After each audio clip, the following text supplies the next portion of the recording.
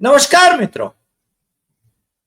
आज सीधू ने सट में टाइगर अशोक वानखड़े हमारे साथ नागपुर से जुड़े हैं और नागपुर में जब हैं तो देश की राजधानी नागपुर है, क्योंकि राजनीतिक उठापटक वो नागपुर तय करता है। भाजपा की मातृ संस्था का हेडक्वार्टर नागपुर है, भले ही वो राजनीतिक राजधानी दिल्ली रही हो।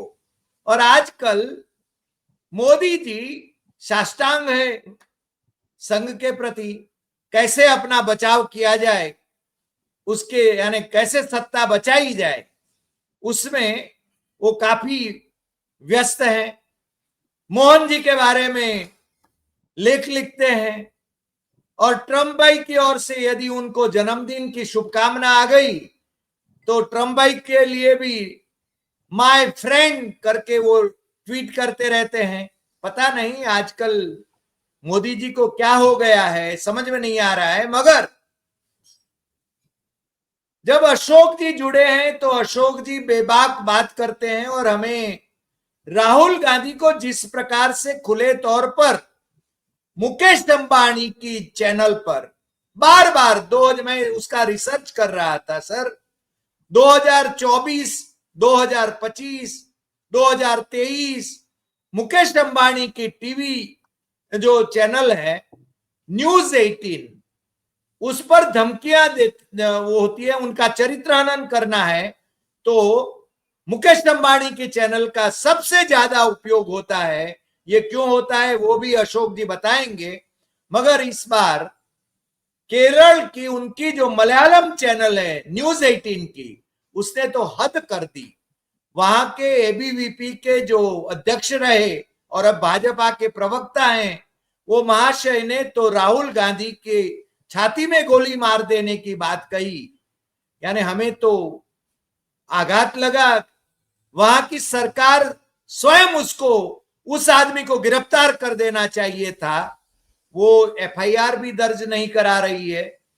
मेरे ख्याल से वेणुगोपाल जो कि अशोक जी उनके बारे में बहुत कुछ कहते हैं, कहेंगे भी, वो चिट्ठी लिख देते हैं अमित शाह को।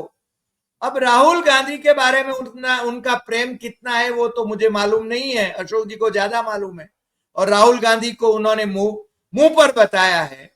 तो ये सब बातें राहुल अशोक जी हमारे साथ आज के एपिसोड में करने वाले हैं। अशोक जी आपका स्वागत है।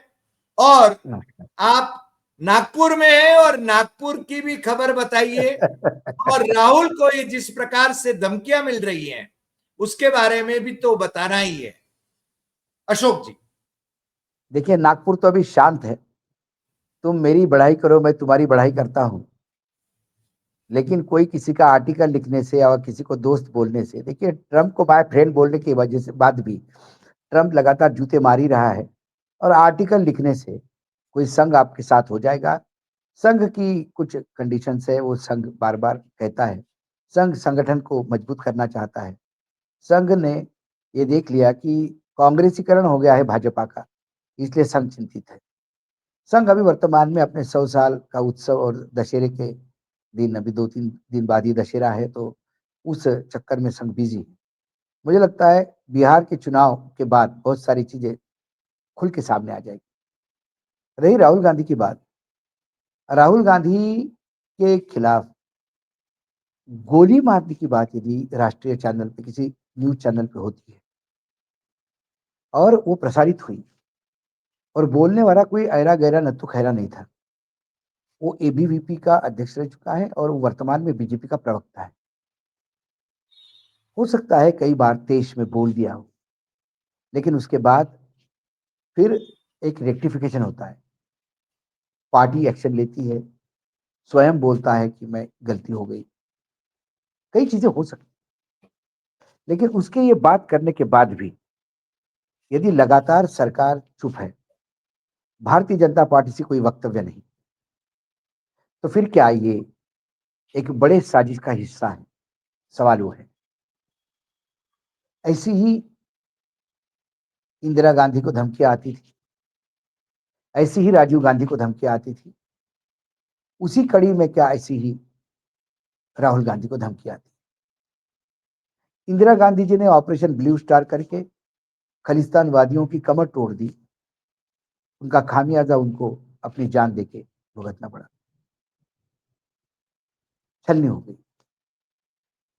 राजीव गांधी ने श्रीलंका में शांति लाने के लिए पड़ोसी होने के नाते अपना फर्ज निभाया। उनके साथ क्या हुआ ये देश ने देख लिया। अब अंधभक्त पूछेंगे कि राहुल गांधी ने ऐसा क्या तीर मार दिया। राहुल गांधी संविधान और लोकतंत्र बचाने के लिए रास्ते पे उतरे हैं और वर्तमान सत्ताधीशों के खिलाफ यदि कोई बड़ा सवाल आज है, बड़ा संकट है, तो नो डाउट वो राहुल गांधी है। सीधी सी बात। क्योंकि बाकी सब क्षेत्रीय दल है। ममता जी प्रखरता से लड़ती है जब बंगाल के चुनाव होते हैं। एक बार सत्ता में आने के बाद फिर वो शांत हो जाती है। समाजवादी पार्टी वहां लड़ती है। आक्रामकता आपको दिखेगी शिवसेना की महाराष्ट्र में चुनाव के दौरान। लेकिन एक राजनीतिक दल है जो जम्मू कश्मीर से लेकर तमिलनाडु तक हल्ला या हंगामा करने की औकात रखता है, वह है कांग्रेस। और कांग्रेस में क्राउड पुलर के तौर पे यदि राहुल गांधी एस्टेब्लिश हो गए, इसमें कोई दो मत नहीं, कोई दो मत नहीं। राहुल गांधी ने पूरे देश में बीजेपी के एक नरेशन ही बदल दिया कि ये वोट चोर वाली सरकार है। जी, जी, मैं तो लगातार भ्रमण कर रहा हूं। अब जो बीजेपी समर्थक लोग थे वो भी कहते हैं कि अरे ऐसे थोड़ी, हमको भी लग रहा था कि ऐसे कैसे हो गया भाई, ऐसे चुनाव जीतते हैं क्या, कुछ तो करना पड़ेगा। ये आम आदमी, आप चुनाव जीतिए, हमारे इच्छा के विपरीत भी जीतिए, लेकिन लोग फिर जनमानस का सम्मान करते हैं। जी, लेकिन आप चोरी करके वोट दिए तो फिर वो जनमानस का सम्मान भी नहीं है। आप अपने आप को लाद रहे ऊपर से। और यही कारण है कि बिहार में जो बीजेपी को लग रहा था कि अपने बलबूते पे सरकार बनाएंगे, अब तो पूरे कुनबे के साथ भी सरकार बनाने का सपना टूटता नजर आ रहा है। तो राहुल गांधी एक बड़ा प्रॉब्लम है। तो इस प्रॉब्लम को सॉल्व कैसे किया जाए?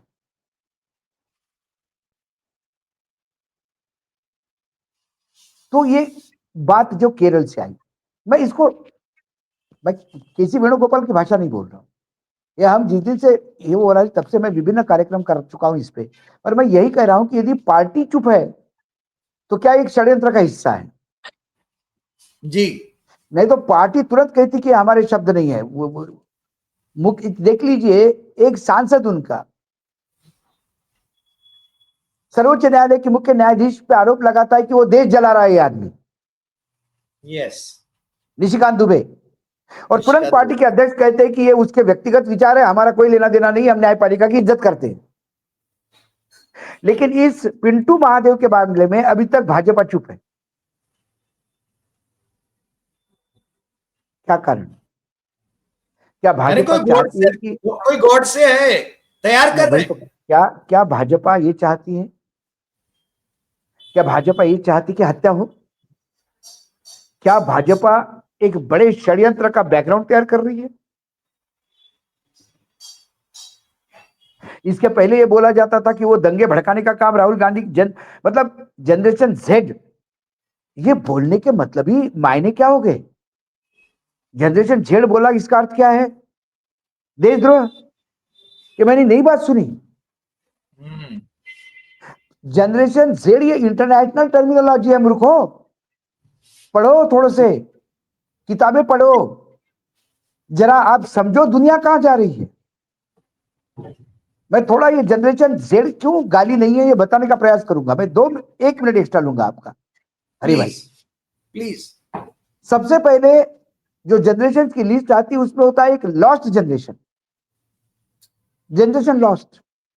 वो 1883 से लेके 1900 तक के जन्मे हुए लोगों का है। वो फर्स्ट वर्ल्ड वॉर के ड्यूरिंग है। फर्स्ट वर्ल्ड वॉर में एवरीबडी वाज लॉस्ट। ट्रू। दूसरा है ग्रेटेस्ट जनरेशन, वो है 1901 से लेकर 2027 तक, 1927 तक। वो है सेकंड वर्ल्ड वॉर के बीच में, फर्स्ट वर्ल्ड वॉर के बीच में सेकंड वर्ल्ड वॉर लंबा चला और ये सस्टेन हो गए लोग, ग्रेटेस्ट जनरेशन माना जाता है। उसके बाद साइलेंट जनरेशन का जन्म हुआ, जो 1928 से 1945 के बीच में जाना जाता है। वहां सेकंड वर्ल्ड वॉर के बाद आर्थिक मंदी की वजह से लोग चुप हो गए थे, लोग 2 टाइम की रोटी की व्यवस्था कर रहे थे, थोड़े डिसिप्लिन में आ गए थे, उनको पता पड़ गया था तो युद्ध से विनाश होता है, टेक्नोलॉजी की तरफ ध्यान देने लगे थे। उसके बाद चौथा जनरेशन आता है बेबी बूमर जनरेशन, 1946 से 1964 तक। हमारा देश भी उसी में आजाद हो गया था। उसमें क्योंकि ये साइलेंट जो आर्थिक मंदी से देश निकल आए थे और फिर ग्रोथ हो गई थी, ग्रोथ में पॉपुलेशन ग्रोथ भी हुई, एक होड़ लग गई कुछ पाने के लिए, भौतिक सुख पाने के लिए, जी उसमें बेबी बूम जनरेशन कहते हैं। उसके बाद आया जनरेशन एक्स 1965 से लेकर 1980 तक, जिसमें आजादी, उसमें लोग प्रैक्टिकल हो गए थे। उसके बाद टेक्नोलॉजी पर ज्यादा ध्यान देने लगे, टेक्नोलॉजी सेवी हो गए थे। उसके बाद आ गया मिलेनियम जनरेशन 1981 से लेकर 1996 तक। उसमें इंटरनेट, मोबाइल, सोशल मीडिया का इंट्रोडक्शन हुआ। उसके बाद आता है जनरेशन जेड, जो 1997 से लेकर 2012 तक के बीच का है। तो 1997 से लेकर 2012 तक जन्मे हुए जो लोग हैं उन्हें जनरेशन जेड कहते हैं, जन जी कहते हैं हम। वो टोटल डिजिटल क्रांति के प्रोडक्ट है। जी और उसके बाद का जनरेशन है जनरेशन अल्फा, जो 2013 से 2025 के बीच में जन्मे हुए लोग होंगे। उन्होंने total digital with introduction of artificial intelligence की दुनिया देखना शुरू करेंगी। जो 2025 में पैदा हुआ बच्चा, उसको आर्टिफिशियल इंटेलिजेंस तो एक विरासत में मिला है, सही बात। हमारे लिए तो ये सोचना पड़ता है। और उसके बाद जनरेशन बीटा आएगा, जो 2025 से लेकर 2039 तक का होगा। यहां तक के जनरेशन नाम किए हुए हैं। और जब विश्व में नीतियां तय होती है, जब सामाजिक शास्त्र एनालिसिस करते हैं, तो इन तमाम जनरेशंस का नाम लेके बोलते हैं। मगर अनपढ़ लोगों को क्या मत मालूम तो ये ये कुपड़ है, जन जी बोल के बोले अरे ये जनरेशन है। वो लोग कहते हैं कि हम भारत का अंग है भाई। सीधी सी बात है। चाइना यदि हमारे यहां घुसता है तो हम भारत सरकार को नहीं कहेंगे तो किसको कहेंगे? भारत हमारा देश है, लद्दाखियों का भारत देश है, लेहवासियों का भारत देश है। तो अपने देश को नहीं कहेंगे तो किसको कहेंगे? अरे बेटे को कभी किसी ने लपड़ मार दी तो बाप को नहीं कहेगा तो किसको कहेगा? और यदि उसने बाप को कहा कि पापा ये मुझे पड़ोसी मार रहा है, तो आप उसको बोलते हो कि तू देशद्रोही है, तू मेरा बेटा नहीं है। शर्म आनी चाहिए। उसको डिस्कशन हुआ। सीआरपीएफ की जिम्मेदारी है राहुल गांधी की सिक्योरिटी की। सीआरपीएफ ने क्या एक्शन लिया? जिसकी सिक्योरिटी आपके अंडर है, जेड प्लस में है राहुल गांधी, क्योंकि अभी लीडर ऑफ अपोजिशन है, प्रोटोकॉल में मिली हुई है। सीआरपीएफ ने क्या एक्शन लिया? नहीं तो जब भी राहुल गांधी विदेश गए हैं तो सीआरपीएफ ने लेटर पे लेटर लिखे कि साहब हमको बड़ी चिंता है इनकी, हमको बगैर बताए विदेश जाते हैं। मतलब राहुल गांधी विदेश जाते हैं जहां उनको विदेशी पूरा सिक्योरिटी मिलती है लीडर ऑफ अपोजिशन की वजह से, उनकी चिंता इनको भारत में रह के है। अमेरिका में राहुल गांधी गए हैं तो इनको चिंता यहां हो रही है कि राहुल जी का हमारा कैसा होगा, अभी हम नहीं है साथ में। लेकिन तुम जिस धरती पर हो वहां राहुल गांधी की हत्या की कोई बात करता है और आप पे, तो क्या ये षड्यंत्र का भाग है? गृह मंत्रालय को पत्र इसलिए दिया गया कि ये स्वयं संज्ञान लेना चाहिए था, पार्टी ने नहीं लिया। जी गृह मंत्रालय कहेगा कि भाई हमने तो वो टेलीविजन चैनल देखा ही नहीं, तो हमको पता ही नहीं। तो पत्र लिख के गया ताकि सनद रहे कि आपको हमने इन्फॉर्म किया था। क्या एक्शन होगी?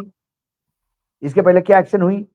गाड़ी के मामले में हमने देखा प्रधानमंत्री जी के मां के बारे में जो हुआ बहुत घिनौना हुआ। और किया किसने? एक छिछोरे पंक्चर वाले ने, जिसको कोई राजनीतिक दल से मतलब नहीं है। कांग्रेस का कार्यक्रम हो चुका, लोग आगे बढ़ चुके, टेंट वाला स्टेज उतार रहा था, वो जाके माइक में चिल्लाए, उसको आपने पूरे देश में आंदोलित कर दिया, मां को गाली दी, मां को गाली दी, मां को गाली दी। पवन खेड़ा ने उनके पिताजी का नाम गलत लिया तो आसाम से पुलिस आ गई बाय फ्लाइट, पवन खेड़ा को अरेस्ट करने, और पवन खेड़ा के विदेश कहीं जा रहे थे देश में कार्यक्रम करने, प्लेन से उतारा गया। इतने आप एक्टिव हो। एक गलत ट्वीट हो जाता है कहीं गुजरात में तो उसके एमएलए को लेने के लिए तुरंत पुलिस आ जाती है आसाम से, 1000 किलोमीटर दूर से। और राहुल गांधी की हत्या की बात होने के बाद भी इनको पता नहीं पड़ता। प्रधानमंत्री के मां को कोई छिचोला गाली देता है जिसका राजनीतिक कोई बैकग्राउंड नहीं है, लेकिन आपका एक प्रवक्ता दूसरे कांग्रेस के प्रवक्ता को इतनी गंदी गाली देता है, भाजपा चुप है, उसको आज भी प्रवक्ता बना के रखा है।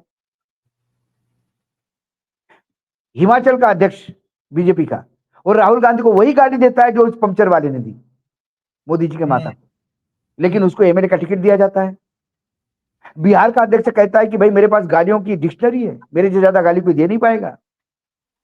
वो अध्यक्ष है आपके, एक गालीबाजों की टोली आपने संभाल के रखी है। प्रधानमंत्री स्वयं 50 करोड़ की गर्लफ्रेंड, जर्सी गाय, हाइब्रिड बछड़ा, क्या क्या नहीं बोला बिलो द बेल्ट। छिछोरेपन का वो अंतिम उच्चांक था प्रदर्शन का, उससे कोई फर्क नहीं पड़ता, क्योंकि निर्लज्जता की चद्दर ओढ़े हुए हैं आप। लेकिन हत्या जैसे मामले में, जिसने अपनी दादी को खोया होगा, जिसने अपने पिता को खोया है, आज उसके हत्या की बात करोगे तो क्या उनको चाहने वालों के लिए चिंता का विषय नहीं है? देश के लिए भी चिंता का विषय है। भाई 35% पे आप सत्ता में हो, 65% लोग विपक्ष के साथ है, लेकिन विपक्ष बिखरा हुआ है इसलिए आप सत्ता में हो। आंकड़े आपके साथ है, जनमानस नहीं। हम तो यही मानेंगे, जो लोग आपके साथ नहीं उनका विपक्ष का नेता वो है, तो क्या उनके उनके सुरक्षा करो की चिंता नहीं है? प्रधानमंत्री जाते हैं पंजाब, चंडीगढ़, रास्ते में जाते हुए पता पड़ता है किसान आंदोलन करके कुछ मांग लेके खड़े हैं, प्रधानमंत्री यूटर्न ले लेते हैं और अनाउंस करवा देते हैं, बता देना मुख्यमंत्री को मैं जीवित जा रहा हूं, जैसे मानो हत्या करने के लिए किसान बैठा था। और उनके ही कार्यकर्ता थे, बताओ। तो प्रधानमंत्री की हत्या की साजिश करके पूरे टाइम पे लोग सस्पेंड हो गए, अधिकारी सस्पेंड हो गए, नोटिस गए, वहां हूं सारे चैनल पामीरियन सुबह शाम तक भोंकने लगे। यहां तो हत्या की बात की है कि गोली मार देंगे छाती में, छाती में, वो भी छाती में। कोई बोलने को तैयार नहीं। कोई शर्म आनी चाहिए, मन की नहीं तो कम से कम जन की शर्म। सामाजिक जीवन में है आप, और यही बात किसी को की होती तो आज कहां से कहां जाता मामला। आप किसी नेता के कुत्ते को भी गाली दो तो आप पे एफआईआर दर्ज हो जाए कि हमारे कुत्ते जी को कैसी गाली दी आपने, हमारा कुत्ता है वो। टाइगर मुझे एक सवाल और होता है कि केरल के मुख्यमंत्री ने या तो वहां की सरकार ने उस आदमी को गिरफ्तार क्यों नहीं किया? ये मेरे लिए बहुत बड़ा प्रश्न है। क्या राजनीतिक कंपटीशन या एक दूसरे के वैचारिक मतभेद क्या इस नीचता के लेवल पे आ जाते हैं कि आप अपने कॉम्पिटिटर की हत्या भी नहीं कर सकते? मैं अभी एक किस्सा सुन रहा था महाराष्ट्र में जी। सांगली एक हाई प्रोफाइल जिला है, वहां के नेता पूरे महाराष्ट्र की राजनीति में छाए हुए थे। एक समय था राजाराम बापू पाटिल, वसंत दादा पाटिल, कोऑपरेटिव के झगड़े थे। वसंत दादा और राजाराम बापू एक दूसरे के विरोधी थे। वसंत दादा राजाराम बापू के गांव से निकल रहे थे तो राजाराम बापू को पता पड़ा, तो उन्होंने कहा कि वसंत दादा को बुलाओ जरा चाय पे। ऐसा कैसे जाएंगे गांव से हमारे? तो चाय पे बैठे। चाय पे बैठने के बाद जब चाय पी रहे थे तो राजाराम बापू पाटिल उठ के गए और उन्होंने ऐसा पैर ऊपर किया वसंत दादा का, और पैरों को ऐसा सहलाते हुए कहा, दादा कितना स्वेलिंग है, ये गलत बात है, आप इतना निग्लेक्ट मत करो हेल्थ को, अभी कभी डॉक्टर को दिखाओ इसको। सही बात। अरे गजब गजब कर रहे हैं आप। ये लोग थे विरोधी होने के बाद भी।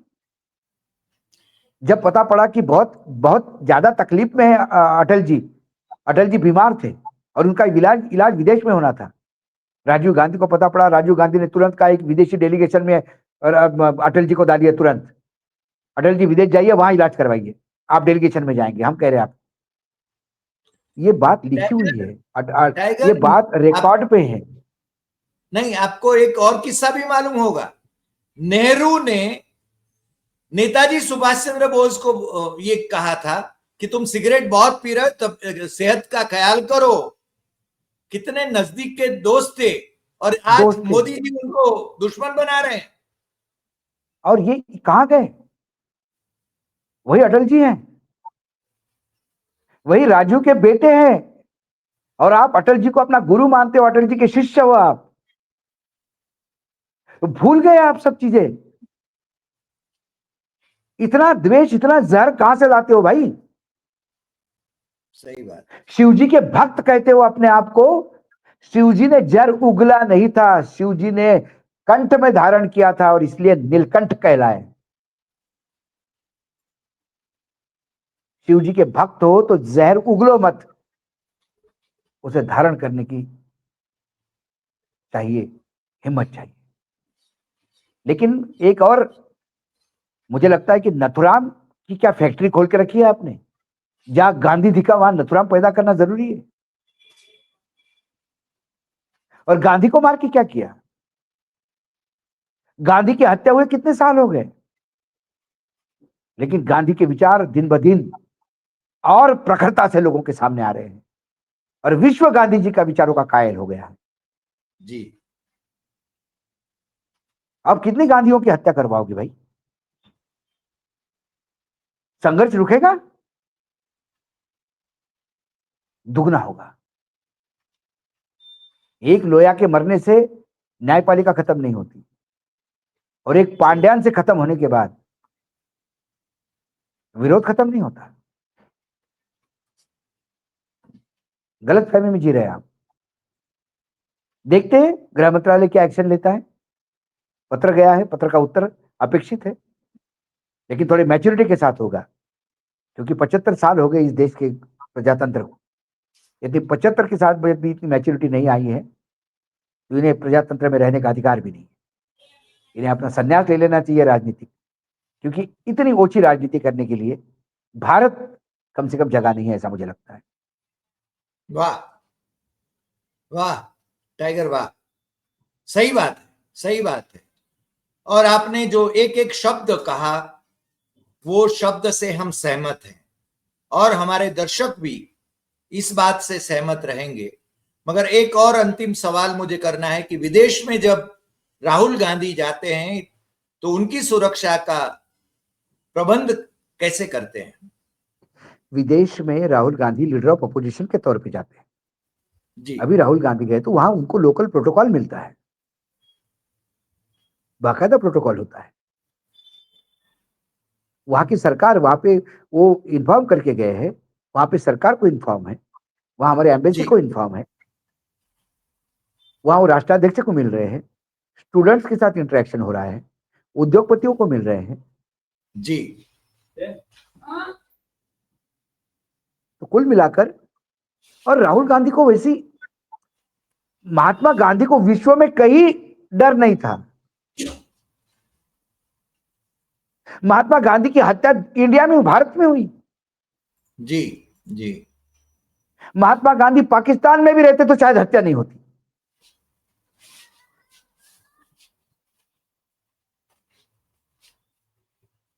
सही बात, सवाल ही है। सही बात। लेट्स होप कि कोई और गॉड से पैदा ना हो इस देश में, कोई और गॉड से पैदा ना हो। सवाल है, गोडसे भी ये कोई व्यक्ति नहीं है सर, गोडसे ये मानसिकता है। मानसिकता है। गोडसे की मानसिकता लेके आप लगातार घूमोगे, 24-25 करोगे, 28 करोगे, भाई 20-22 का करोगे, हलाल झटका करोगे, शमशान कब्रिस्तान करोगे, खान पान की बात करोगे, तो वो मानसिकता तो आती है ना सामने। सही बात। बलात्कारियों का सम्मान करोगे तो मानसिकता तो आती है सामने। सही बात है, सही बात है। अशोक जी, आपके व्यस्त कार्यक्रमों के बीच में आप नागपुर से आज जुड़े, नागपुर की भी बात करी आपने, और देश की और दुनिया की बात करी, उसके लिए हम आपके बहुत बहुत शुक्रगुजार हैं। इंशाल्लाह फिर से मिलेंगे नए एपिसोड में नए विषय के साथ। धन्यवाद। नमस्कार।